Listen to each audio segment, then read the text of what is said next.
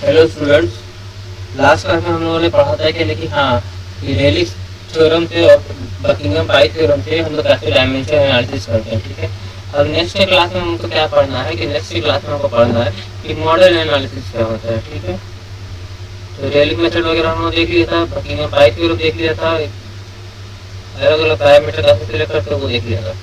अब हम देख लेते हैं मॉडल एनालिसिस। मॉडल तो अब देखो, किसी भी पर हाइड्रोलिक स्ट्रक्चर के, चाहे वो डैम हो या स्पिलवे हो या कोई भी हाइड्रोलिक मशीन हो, ठीक है, वो प्रेडिक्टिंग किसी भी हाइड्रोलिक स्ट्रक्चर या किसी भी हाइड्रोलिक मशीन के परफॉर्मेंस के लिए, परफॉर्मेंस को प्रेडिक्ट करने के लिए हम लोग को उसको पहले बनाना पड़ेगा। ठीक है, तो उसके बाद ही हम उसके बारे में जान सकते हैं। तो बनाने में क्योंकि खर्चा बहुत आता है, बहुत एक्सपेंसिव स्ट्रक्चर होता है, इसी कारण हम लोग क्या करते हैं, पहले उसका एक छोटा सा मॉडल बनाते हैं। ठीक है, जो एक्चुअल स्ट्रक्चर होता है उसको हम लोग प्रोटोटाइप करते हैं। ठीक है, और जो उसका मॉडल बनाते हैं उस प्रोटोटाइप का, यानी छोटा सा स्ट्रक्चर बनाते हैं, छोटा सा स्मॉल स्केल मॉडल बनाते हैं, उसको मॉडल कहते हैं। उस मॉडल पे ही हम लोग सारा का सारा एनालिसिस करते हैं और उसी के रिजल्ट के बेसिस पे हम लोग कंक्लूड करते हैं कि हाँ, अगर हम एक्चुअल स्ट्रक्चर बना लेंगे तो हमारा किस तरह से वो परफॉर्म करेगा।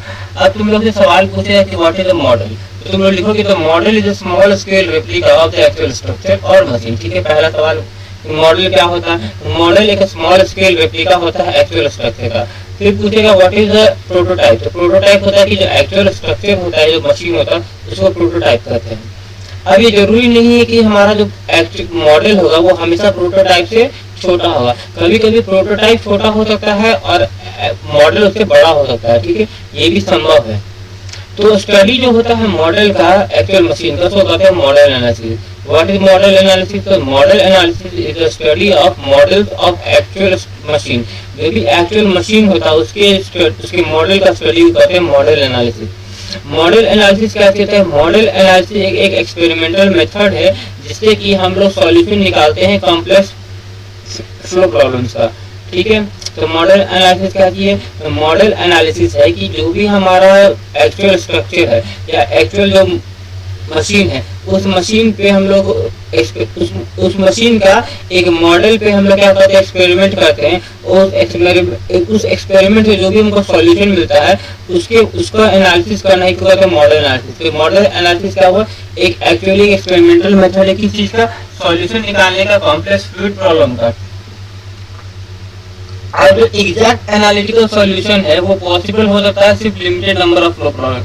ठीक है, एनालिटिकल सॉल्यूशन निकालने के लिए बहुत कम प्रॉब्लम पे होता है, कम ही लिमिटेड नंबर ऑफ केसेस में निकाल सकते हैं। उसके बाद क्या एडवांटेज होता है डायमेंशन एनालिसिस का, मॉडल एनालिसिस का, ये देखो। तो पूछे what are the advantages of dimensional and model analysis. The performance of the hydraulic structure और hydraulic machine can be easily predicted in advance from its model. ठीक है, अब मान लो कि तुमको एक जहाज बनाना, अब एक जहाज बनाने के तुम पूरा बड़ा जहाज बना के तुम उस पर टेस्टिंग करो, उसको समुद्र में लेके जाओगे, करोगे, सब चीज करोगे, तो इसमें तुम्हारा एक्सपेंसिव खर्चा है। ठीक है, कुछ फॉल्ट आ गया तो फिर उसको तुम क्या बोलते हो, उसका कोई अगर बाय उसके पूरे मशीन में, उसके पूरे मॉडल में कोई फॉल्ट आ गया, तुम उसको उस बड़े स्केल पे तुमको रेक्टिफाई करना दिक्कत होगा, यानी सुधारना दिक्कत होगा।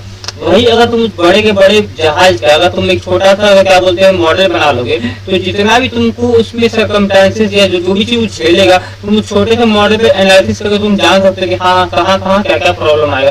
तो वो फायदा होता है मॉडल एनालिसिस का। ठीक है, दूसरा बात क्या होता है कि जब डायमेंशन एनालिसिस करते हैं या डायमेंशन एनालिसिस की मदद से हम लोग एक रिलेशनशिप बैठा सकते हैं। ठीक है, डायमेंशन एनालिसिस की मदद से हम लोग एक रिलेशन बैठा सकते हैं किस चीज के बीच में, जो भी अलग अलग तरह के वेरिएबल है जो कि उस फ्लूइड प्रॉब्लम को इफेक्ट कर रहा है, उसको हम लोग डायमेंशनलेस पैरामीटर के रूप में हम लोग एक रिलेशनशिप बैठा सकते हैं। ठीक है, डायमेंशन एनालिसिस की मदद से हम लोग एक रिलेशनशिप बैठा सकते हैं कि इसके बीच में, एक वेरिएबल के बीच में, यानी जो उस पर्टिकुलर पैरामीटर को या जो उस पर्टिकुलर फ्लूइड प्रॉब्लम को जो पैरामीटर इफेक्ट कर रहा है उसके बीच का, वेरिएबल्स के बीच में और डायमेंशनलेस पैरामीटर के बीच में हम लोग एक रिलेशनशिप बैठा सकते हैं।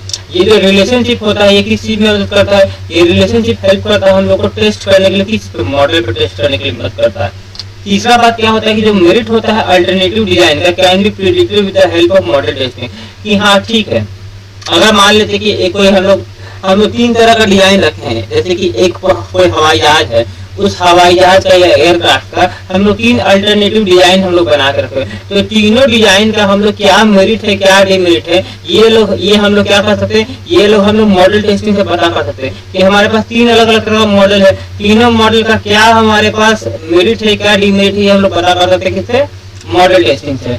और सबसे बड़ी बात क्या है, ये इकोनॉमिकल है यानी कि हमारे बजट के अंदर आता है, और सेफ डिजाइन को हम लोग क्या बोलते हैं, बेनिफिशियरी अडॉप्ट कर सकते हैं। क्योंकि एक तो हम लोग छोटा स्ट्रक्चर बना रहे हैं, छोटे स्ट्रक्चर पे सारा टेस्टिंग कर, जैसे क्या है हमको हेल्प मिलता है किसी के लिए, ये तो एक इकोनॉमिकल भी है, साथ साथ में क्या बोलते हैं हम लोग को बहुत सारा सेफ्टी डिजाइन का पैरामीटर को भी हम लोग पता कर सकते हैं। Model test test performed on a model can be utilized for obtaining in advance useful information about the performance of the prototype only if the complete similarity exists between the model and the prototype। मान लो कि देखो कभी कभी क्या होता है कि हम लोग को जो एक्चुअल जो स्ट्रक्चर है, अगर मान लेते हैं कि हम लोग जो मॉडल बनाए हैं वो मॉडल हमारा एक्चुअली पूरा क्या बोलते हैं जस्ट सिमिलर है किस चीज के, जो एक्चुअल हमारा मशीन है एक्चुअल स्ट्रक्चर है उसके बहुत हद तक सिमिलर है, तो हमको एक ये सबसे बड़ा एडवांटेज मिलता है कि इस पे जो भी टेस्टिंग करेंगे मॉडल पे उससे हमको ये मिल जाएगा कि हाँ बहुत सारा एडिशनल इंफॉर्मेशन जो कि हमारे उस पर्टिकुलर मशीन या उस पर्टिकुलर हमारे स्ट्रक्चर के परफॉर्मेंस के रिलेटेड है, उस पर्टिकुलर परफॉर्मेंस के रिलेटेड जो भी हमको इन्फॉर्मेशन है वो हमको मिल जाएगा। जैसे मान लेते हैं कि हमारा कोई सेंट्रीफ्यूगल पंप है, ठीक है, उस सेंट्रीफ्यूगल पंप का हमको एक्चुअल पंप बनाने के पहले उसको अगर मॉडल पे टेस्टिंग कर लेंगे तो हमको ये पता चलेगा हाँ भाई इसका मैक्सिमम एफिशिएंसी कितना में मिलेगा, कितना डिस्चार्ज मैक्सिमम में दे सकता है, तो ये चीज हमको पहले पता चल जाएगा। इससे क्या है हम लोग बढ़िया से बढ़िया मशीन को डिजाइन कर सकते हैं, हमको बेनिफिट होगा चीज का। अब हम लोग सिमिलिट्यूड या टाइप ऑफ सिमिलैरिटी, अब पूछेगा व्हाट इज सिमिलिट्यूड, सवाल पूछता है तो similitude is defined as a similarity between the model and its prototype in every respect, ठीक है, which means that the model and prototype have similar properties और model and prototype are completely similar. तो similitude क्या कहते हैं, similitude कहते हैं तो पूछेगा व्हाट डिफाइन सिमिलिट्यूड या व्हाट इज सिमिलिट्यूड, तो similitude is defined as a similarity between the model and the prototype, between the model and its prototype in every respect, ठीक है ना। सिमिलिट्यूड क्या है, ये सिमिलिट्यूड होता है कि जो सिमिलैरिटी होना चाहिए किसके बीच में, मॉडल के और उसके प्रोटोटाइप के बीच में, हर एक रिस्पेक्ट में, हर एक रिस्पेक्ट मतलब ज्योमेट्रिकल होना चाहिए, फोर्स का होना चाहिए, सब चीज का होना चाहिए, तो हर एक तरह से मॉडल और उसका प्रोटोटाइप दोनों के बीच में सिमिलैरिटी हो उसी को कहते हैं सिमिलिट्यूड, ठीक है ना। Which means that the model and the prototype have similar property, कि जो मॉडल हो और जो प्रोटोटाइप हो उसका सिमिलर प्रॉपर्टीज होना चाहिए, यानी कि प्रॉपर्टी दोनों का बराबर होना चाहिए, या मॉडल और प्रोटोटाइप कंप्लीटली सिमिलर हो, या तो मॉडल और प्रोटोटाइप दोनों का कंप्लीटली सिमिलर हो या दोनों में बहुत हद तक सिमिलरिटी होना चाहिए, जिसको कहते हैं सिमिलिट्यूड। अब सिमिलरिटी कितने तरह का होता है, सिमिलरिटी होता है पहला होता है ज्योमेट्रिक, दूसरा होता है काइनेमेटिक, तीसरा होता है डायनामिक। जैसे कि हम लोग पिछला में देखे थे डायनामिक, जब हम लोग डायमेंशनल पैरामीटर सिलेक्ट करते हैं तो हम लोग क्या कर लेते थे वेरिएबल्स के लिए कि हमारा वेरिएबल में ज्योमेट्रिक सिमिलरिटी होना चाहिए, पाई वेरिएबल में क्या होना चाहिए, ज्योमेट्रिक सिमिलरिटी, काइनेमेटिक सिमिलरिटी और डायनामिक सिमिलरिटी। सेम यहाँ भी यही चीज है कि अगर मॉडल और प्रोटोटाइप निकालते हैं, मॉडल और प्रोटोटाइप के बीच में सिमिलरिटी होना चाहिए, इसी सिमिलरिटी को कहते हैं क्या, सिमिलिट्यूड। और कैसा कहते सिमिलरिटी होना चाहिए, ज्योमेट्रिकल होना चाहिए, काइनेमेटिक होना चाहिए और डायनामिक होना चाहिए। अब ज्योमेट्रिक की बात करते हैं तो जो geometric similarity is said to be exist between the model and the prototype, ठीक है। ज्योमेट्रिक सिमिलरिटी किसके बीच में, मॉडल और उसके प्रोटोटाइप के बीच में होना चाहिए, ठीक है। The ratio of the all corresponding linear dimension in the model and prototype are equal, जितना भी मॉडल और प्रोटोटाइप है दोनों के बीच में जो रेशियो होना चाहिए लीनियर डायमेंशन का वो बराबर होना चाहिए, ठीक है ना, वो इक्वल होना चाहिए। अब इसका एग्जांपल क्या है, मान लेते हैं कि तुम्हारा जो एक्चुअल तुम्हारा कोई एक जहाज का एग्जांपल लेते हैं, इस जहाज का, जैसे कि एक तुमको इसी पे तुमको बताते बना के,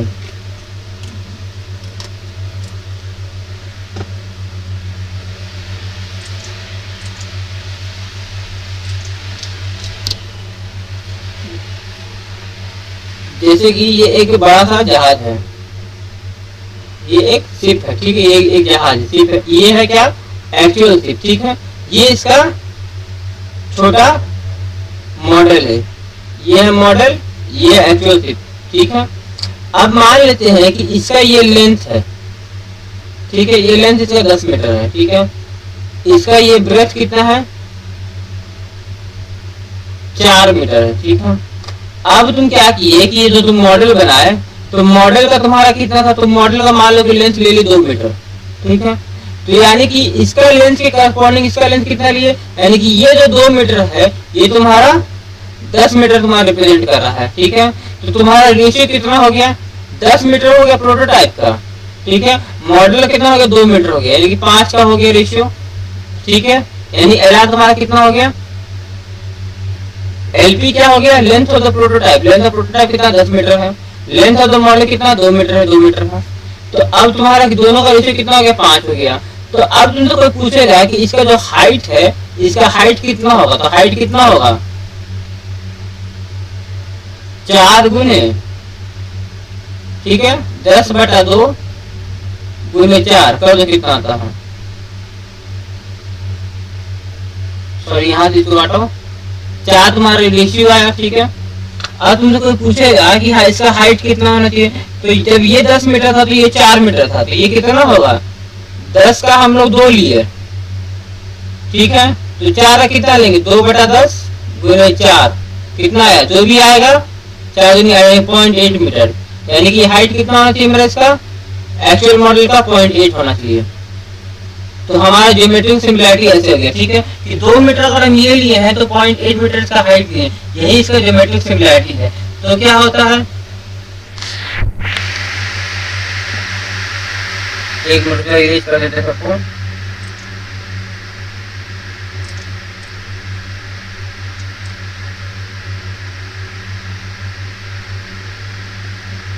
तो तुम्हारा ज्योमेट्रिक सिमिलरिटी कहता है कि geometric similarity is said to exist between the model and the prototype, ठीक है।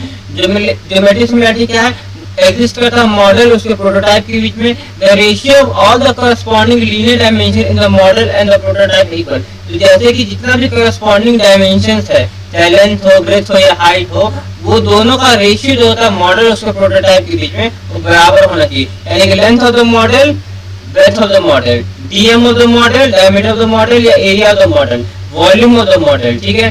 LM, LP and LP क्या है, length of the prototype, breadth of the prototype, dia of the prototype, area of the prototype और volume of the prototype।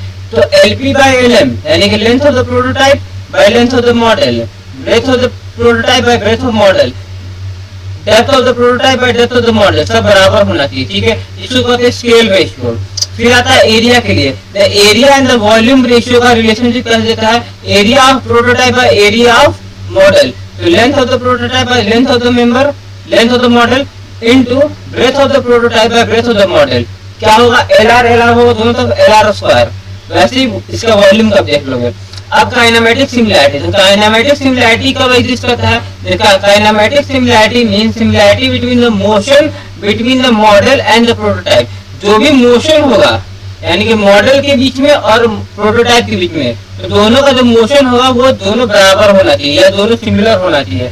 Kinematic similarity कब exist करेगा model और prototype के बीच में, अगर जब रेशियो ऑफ द वेलोसिटी और एक्सेलरेशन करस्पॉन्डिंग पॉइंट पे मॉडल या उसके प्रोटोटाइप के बीच में बराबर होना चाहिए, ठीक है।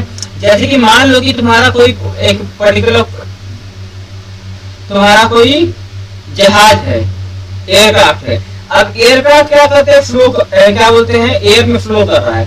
तो अब एयर में क्योंकि वो मूव कर रहा है तो किसी पर्टिकुलर पॉइंट पे एक्चुअल एरोप्लेन का जो स्पीड होना चाहिए यानी वेलोसिटी होना चाहिए और एक्सेलरेशन होना चाहिए, वही उसका मॉडल का भी जो यानी छोटा वाला वर्जन उसका भी बराबर होना चाहिए, या उन दोनों का रेशियो बराबर होना चाहिए वेलोसिटी का और एक्सेलरेशन का पर्टिकुलर पॉइंट पे, ठीक है।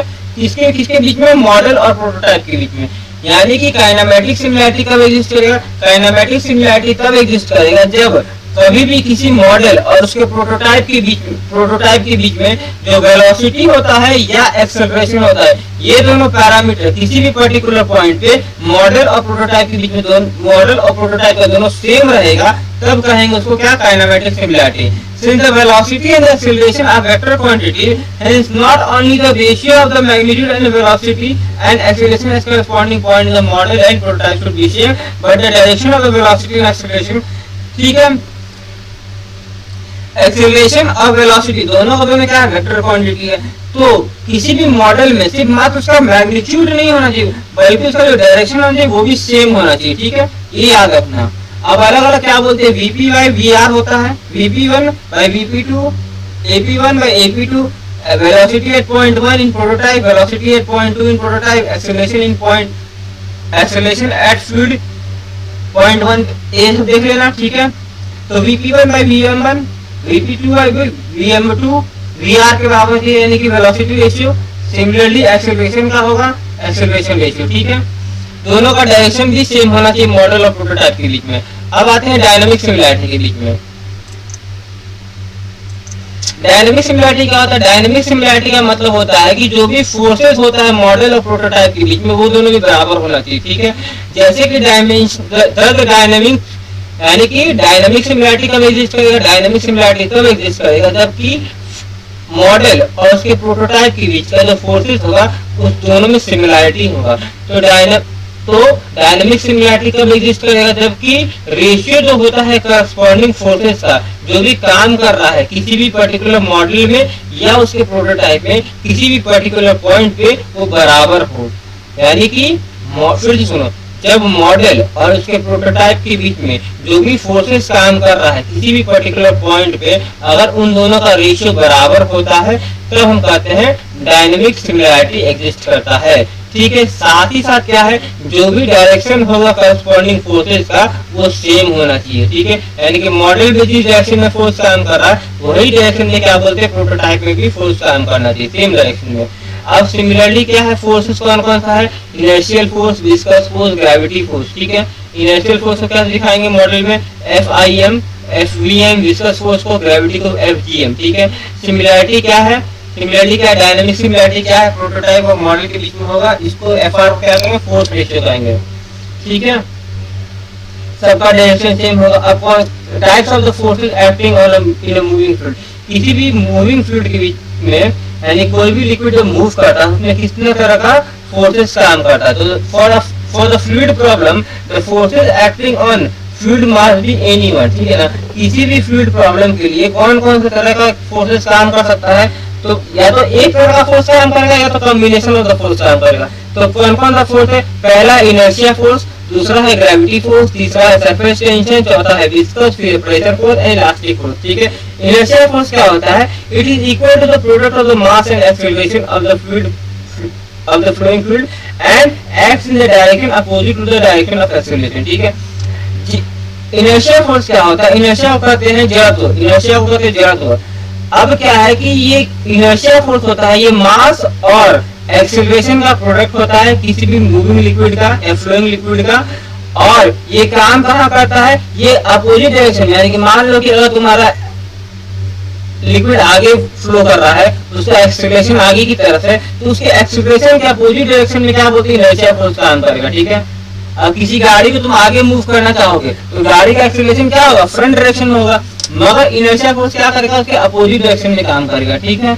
It is always existing in the fluid flow problem, inertia force हमेशा ही एग्जिस्ट करता है किसी भी फ्लोइंग फ्लूइड के केस में। फिर आता है विस्कस फोर्स, विस्कस फोर्स क्या होता है, विस्कस फोर्स होता है ये किसके प्रोडक्ट होता है, विस्कस फोर्स तुम्हारा शियर स्ट्रेस का और surface area of the flow का प्रोडक्ट होता है। Viscous force is equal to the product of shear stress यानी टाउ और surface area of the flow, कितना सरफेस एरिया पे फ्लो कर रहा है उसका प्रोडक्ट होता है। It present in the fluid problem where viscosity is having an important role.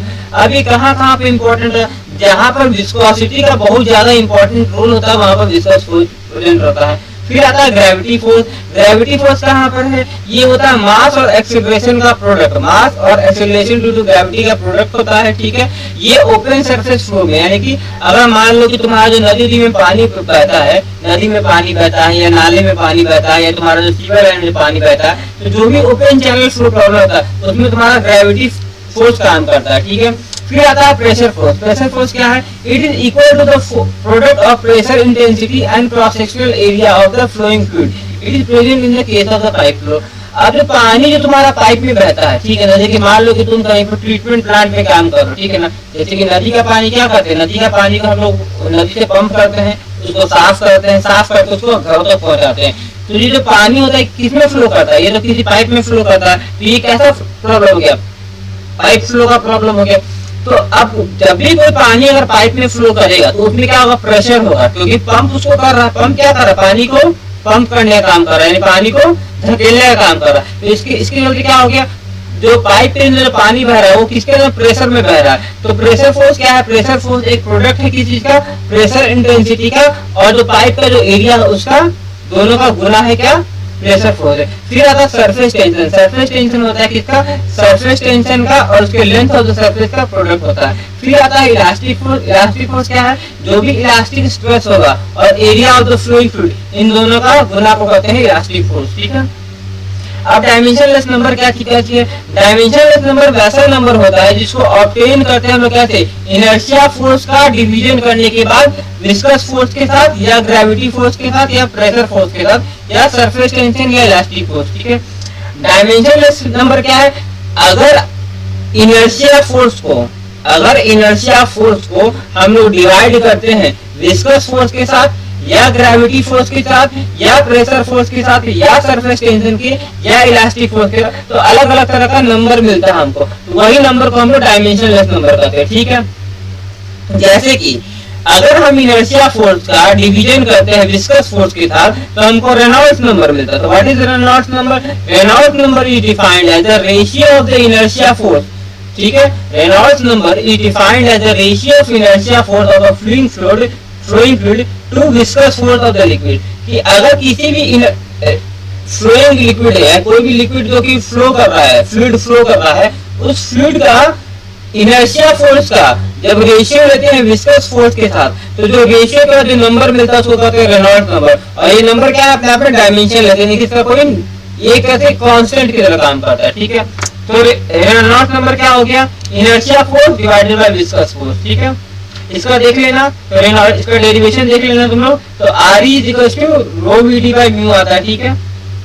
उसी तरह फ्रॉड नंबर होता है। फ्रॉड नंबर क्या है, ये स्क्वायर रूट होता है किस चीज का, इनर्शिया फोर्स का और ग्रेविटी फोर्स का, यानी कि root over of inertial force by gravity force का जब करोगे तो वो तुमको मिलेगा फ्रॉड नंबर। फ्रॉड नंबर का क्या है, Froude number is equals to V by root over of LG। ये फॉर्मूला याद रखना, आगे कंपटीशन में काम आएगा। ऑयलर नंबर क्या है, ऑयलर नंबर स्क्वायर रूट किस चीज का, इनर्शिया फोर्स का और प्रेशर फोर्स का, root over of Fi by Fp। करोगे पूरा डेरिवेशन करके निकालोगे तो Euler number is equal to V by root over of P by rho. ठीक है, अंडर रूट। वेबर्स नंबर क्या है, ये स्क्वायर रूट है इनर्शिया फोर्स का और सरफेस टेंशन का, square root of Fi by Fs। ठीक है। पूरा डेरिवेशन यहाँ से देख लेना, और V is equal to root over of rho by L आएगा। मैक नंबर क्या है, मैक नंबर होता है ये स्क्वायर रूट होता है रेशियो का इनर्शिया फोर्स का और इलास्टिक फोर्स का, यानी कि इलास्टिक फोर्स, इनर्शिया फोर्स को और इलास्टिक फोर्स को दोनों का जो डिवीजन करने का जो रेशियो निकालोगे, अंडर रूट निकालोगे, तो वो तुमको मिलेगा Mach number. Mach number is equal to root over of inertia force और इलास्टिक फोर्स। ठीक है। इलास्टिक फोर्स क्या आती है, इलास्टिक फोर्स होता है जो भी इलास्टिक स्ट्रेस होता है गुने एरिया। इलास्टिक स्ट्रेस क्या होगा, तुम्हारा bulk modulus into area, bulk modulus के और एरिया क्या हो गया, L स्क्वायर हो गया। सारा का सारा यहाँ पे डाल दो जो फॉर्मूला, इनर्शिया फोर्स क्या आ गया, रो ए वी स्क्वायर, तो रो ए क्या हो गया, L स्क्वायर वी स्क्वायर कर दो, सारा करके निकलेगा तुम्हारा Mach number is equal to velocity by speed of light, या speed of sound. V is equal to M is equal to Mach number is equal to V by C, यहाँ पर C क्या है, velocity of sound in the fluid, और velocity of sound क्या निकालोगे, root over of K by rho. ठीक है। अब मॉडल लॉ और सिमिलैरिटी लॉ क्या होता है। ठीक है। For the dynamic similarity between the model and the prototype, model और प्रोटोटाइप के बीच में डायनामिक सिमिलैरिटी निकालने के लिए हम लोग क्या करते हैं, जो भी रेशियो होता है करस्पॉन्डिंग फोर्स जो भी एक्ट करता है किसी पर्टिकुलर पॉइंट पे, मॉडल और प्रोटोटाइप को वो बराबर होना चाहिए। यानी क्या कि मान लेते हैं कि अगर हमारा कोई अगर एक मॉडल है और एक प्रोटोटाइप है, तो मॉडल और प्रोटोटाइप के बीच में डायनामिक सिमिलैरिटी एग्जिस्ट करने के लिए क्या होना चाहिए कि जो भी फोर्स होता है उस पर्टिकुलर पॉइंट पे दोनों बराबर होना चाहिए। मान लेते हैं कि अगर किसी पर्टिकुलर मॉडल और प्रोटोटाइप में किसी पर्टिकुलर पॉइंट पे ग्रेविटेशनल फोर्स काम करता है, तो जो ग्रेविटेशनल फोर्स है मॉडल में और जो ग्रेविटेशनल फोर्स है क्या बोलते हैं प्रोटोटाइप पे, वो 0.1 और 0.2 पे इन दोनों का रेशियो बराबर होना चाहिए। ठीक है ना। The ratio of the forces on the are dimensionless, the ratio of the forces are dimensionless number. ये जो रेशियो होता है ये फोर्सेज का, वो क्या होता है, एक डायमेंशनलेस नंबर होता है। It means for dynamic similarity between the model and the prototype the dimensionless number should be same for the model and the prototype, ठीक है। तो यानी कि क्या कहने का मतलब है कि जो अगर डायनेमिक सिमिलैरिटी हम लोग को चाहिए, तो डायनेमिक सिमिलैरिटी होने के लिए जो मॉडल होता है और उसके जो प्रोटोटाइप है उसके बीच में जो डायमेंशनलेस नंबर है वो बराबर होना चाहिए। But it is quite difficult to satisfy the condition that all the dimensionless number, ठीक है ना, यानी कि जितना भी हमारा डायमेंशनलेस नंबर जैसे कि रेनॉल्ड्स नंबर हो गया, फ्रॉड नंबर हो गया, वेबर्स नंबर हो गया, ऑयलर नंबर हो गया, फिर मैक नंबर हो गया, तो ये सब नंबर को बराबर होना बहुत ज्यादा क्या बोलते हैं, ये कंडीशन को सेटिस्फाई करना मुश्किल होता है, ठीक है ना, मॉडल और प्रोटोटाइप के बीच में, ठीक है ना। तो मॉडल को डिजाइन करने के लिए हम लोग को रेशियो फोर्सेस के लिए, तो जो भी फोर्स हमारा डोमिनेट करता है, मान लेते हैं कि अगर हमारा चैनल फ्लो है, तो चैनल फ्लो में हमारा क्या करता है, फ्रॉड नंबर क्या बोलते हैं, डोमिनेट करता है। पाइप फ्लो में क्या है, रेनॉल्ड्स नंबर हमारा डोमिनेट करता है। तो इन चीज को देखते हुए जो भी फोर्स हमारा डोमिनेटिंग करता है उसी फोर्स को हम लोग बराबर करते हैं, बाद बाकी फोर्स को हम लोग इग्नोर कर देते हैं, ठीक है ना। The law on which the model are designed for dynamic similarity are called model law और law of similarity, ठीक है। जिस लॉ के बेसिस पे हम लोग मॉडल को डिजाइन करते हैं डायनामिक सिमिलैरिटी, उसको कहते हैं मॉडल लॉ या लॉ ऑफ सिमिलैरिटी। अब कौन कौन सा लॉ होता है, Reynolds model law, Froude model law, Euler model law, Weber model law, Mach model law. तो रेनॉल्ड्स नंबर क्या होता है, रेनॉल्ड्स मॉडल लॉ क्या है कि ये ऐसा लॉ है जिसका जो कि बेस होता है रेनॉल्ड्स नंबर पे, ठीक है। रेनॉल्ड्स नंबर पे जो क्या बोलते हैं लॉ बेस होता है उसको कहते हैं रेनॉल्ड्स मॉडल लॉ। तो model based on the Reynolds number, कौन कौन सा मॉडल जो कि रेनॉल्ड्स नंबर पे बेस होता है, पहला होता है पाइप फ्लो का केस, ठीक है। Registered experience by submarine, airplanes, fluid, ये तो तुम लोग पढ़ लेना, ठीक है ना। तो पाइप फ्लो का प्रॉब्लम और जो रेजिस्टेंस सबमरीन के द्वारा, एरोप्लेन के द्वारा या क्या बोलते हैं फुल्ली इमर्स्ड बॉडी के द्वारा होता है रेजिस्टेंस, वो सब किस पे डिपेंड होता है, वो होता है रेनॉल्ड्स नंबर पर, ठीक है। As defined earlier, the Reynolds number is the ratio of the inertia force to viscous force. Hence, the fluid problem where viscous force alone are predominant, the model are designed for dynamic similarity on Reynolds law, ठीक है। यानी कि हम लोग पहली बात कर चुके थे कि रेनॉल्ड्स नंबर क्या है, ये इनर्शियल फोर्स और विस्कस फोर्स का दोनों का रेशियो है। तो जहां पर हमारा विस्कस फोर्स प्रीडोमिनेंट रहेगा ना, वहां पर हम लोग क्या करते हैं, रेनॉल्ड्स नंबर को मुख्यतः इस्तेमाल करते हैं मॉडल डायनामिक सिमिलैरिटी के लिए। तो पाइप फ्लो में या रेजिस्टेंस एक्सपीरियंस बाय सबमरीन या एयरप्लेन में या फुल्ली इमर्स्ड बॉडी में यहाँ पर विस्कस फोर्स ज्यादा प्रीडोमिनेंट करता है। इसी कारण से यहाँ पर जब डायनामिक सिमिलैरिटी की बात करते हैं तो हम लोग रेनॉल्ड्स नंबर का इस्तेमाल करते हैं, ठीक है। तो रेनॉल्ड्स नंबर का तुम लोग देख लेना कि REM, तो रेनॉल्ड्स नंबर मॉडल का और प्रोटोटाइप का बराबर होना चाहिए, यानी कि क्या है, रो एम, यानी कि ये एक्सप्रेशन याद कर लेना 12.1 में कि जो रो मॉडल का होना चाहिए VM, rho m VM LM by mu M is equal to rho P VP LP by MP, ठीक है। सिमिलरली क्या है, इसमें एक न्यूमेरिकल तुम लोग देख लेना।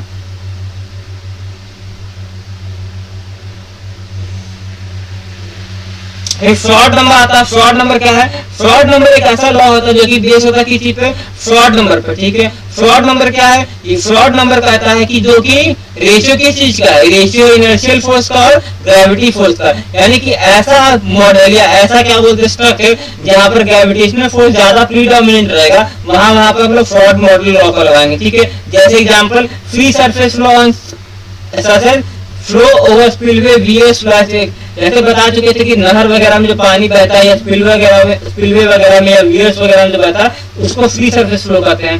Flow object from an orifice या नोजल, ऑरिफिस या नोजल से जो पानी निकलता है उसको वो भी क्या बोलते हैं, फ्रॉड नंबर पे रहता है। जहां भी वेव का ज्यादा इंपॉर्टेंस होता है, यानी कि जहाँ पर नदियों में या सॉरी जहाँ समुद्रों में लहर वगैरह आती है या जहाँ पे एयर में वेव वगैरह ज्यादा इंपॉर्टेंट होता है, वहां पर या जहाँ पर लिक्विड का डिफरेंट डेंसिटी होता है वहां पर फ्रॉड नंबर का काम आता है, ठीक है। फ्रॉड नंबर का एक्सप्रेशन तुम लोग देख लेना डेरिवेशन का, ये है अलग अलग स्केल रेशियो, ठीक है।